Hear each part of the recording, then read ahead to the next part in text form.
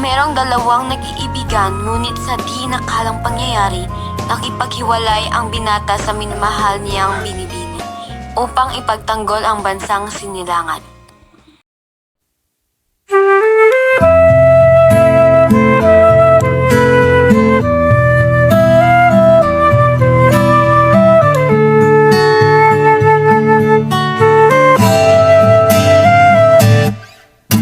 Tungalay kong arana para sa dalagang walang kasing ganda.